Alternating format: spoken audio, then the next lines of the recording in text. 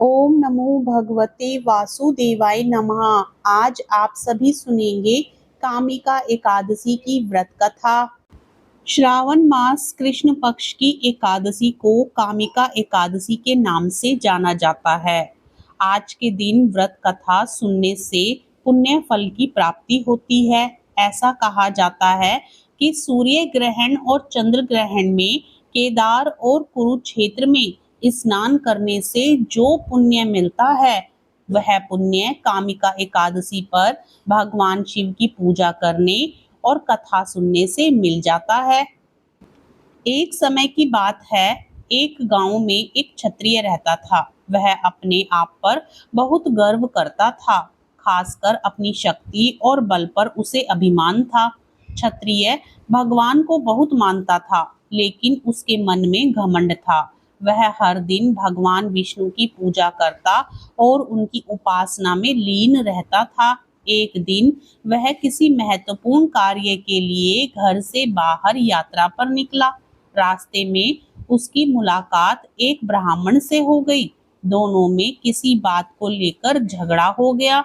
झगड़ा इतना बढ़ गया कि बात हाथापाई तक आ पहुंची। क्षत्रिय बहुत बलवान था, इसलिए ब्राह्मण अपनी दुर्बलता के कारण क्षत्रिय के वार को सहन न कर पाया और वह वहीं गिर गया और उसकी मृत्यु हो गई। ब्राह्मण की मृत्यु से क्षत्रिय हक्का बक्का रह गया। उसे अपनी गलती का एहसास हुआ और वह बहुत पछताया। ये बात पूरे गांव में आग की तरह फैल गई। क्षत्रिय युवक ने गांव वालों से क्षमा याचना की और ब्राह्मण का अंतिम संस्कार खुद करने का वचन दिया, लेकिन पंडितों ने अंतिम क्रिया में शामिल होने से इनकार कर दिया। तब उसने ज्ञानी पंडितों से अपने पाप को जानना चाहा, तो पंडितों ने उसे बताया कि उसे ब्रह्म हत्या दोष लग चुका है, इसलिए हम अंतिम क्रिया के ब्राह्मण भोज में आपके घर भोजन नहीं कर सकते हैं।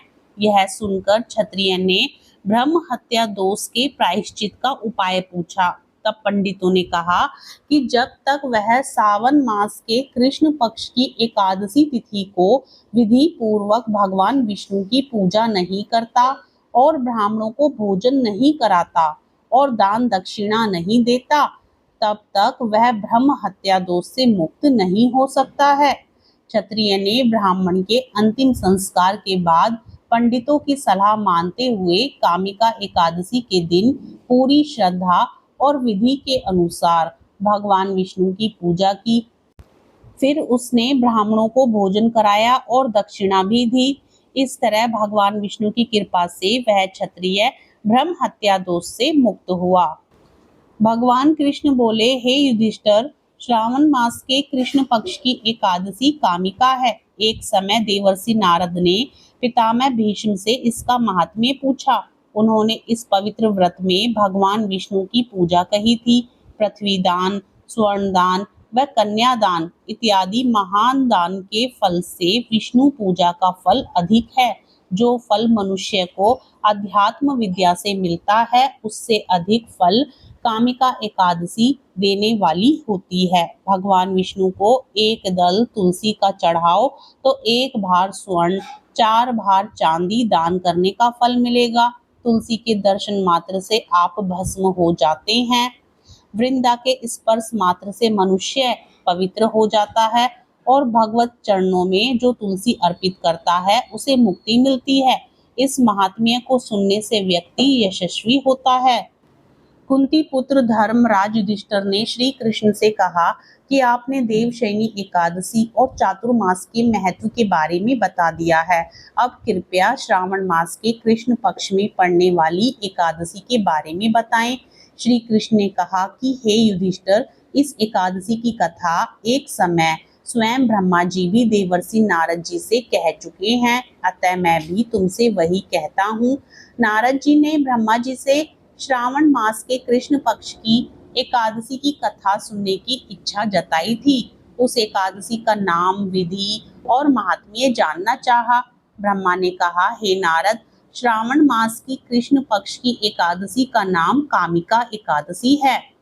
इस एकादशी व्रत को सुनने मात्र से वाजपेयी यज्ञ का फल मिलता है। इस तिथि पर शंख चक्र एवं गदाधारी श्री विष्णु का पूजन होता है और उनकी पूजा करने से जो फल मिलता है सो सुनो। गंगा, काशी, नैमिषारण्य और पुष्कर में स्नान करने से जो फल मिलता है वह फल विष्णु भगवान के पूजन से भी मिलता है। सूर्य व चंद्र ग्रहण के समय कुरुक्षेत्र और काशी में स्नान करने से, भूमि दान करने से, सिंह राशि के बृहस्पति में आने के समय गोदावरी और गंडकी नदी में स्नान से भी जो फल प्राप्त नहीं होता वह प्रभु भक्ति और पूजन से प्राप्त होता है। पाप से भयभीत मनुष्यों को कामिका एकादशी का व्रत अवश्य करना चाहिए। एकादशी व्रत से बढ़कर पापों के नाशों का कोई उपाय नहीं है। स्वयं प्रभु ने कहा है कि कामिका एकादशी का व्रत से कोई भी जीव कुयोनि में जन्म नहीं लेता।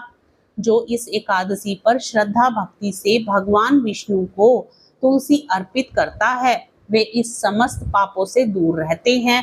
हे नारद, मैं स्वयं श्री हरि की प्रिय तुलसी को सदैव नमस्कार करता हूँ। तुलसी के दर्शन मात्र से ही मनुष्य के समस्त पाप नष्ट हो जाते हैं।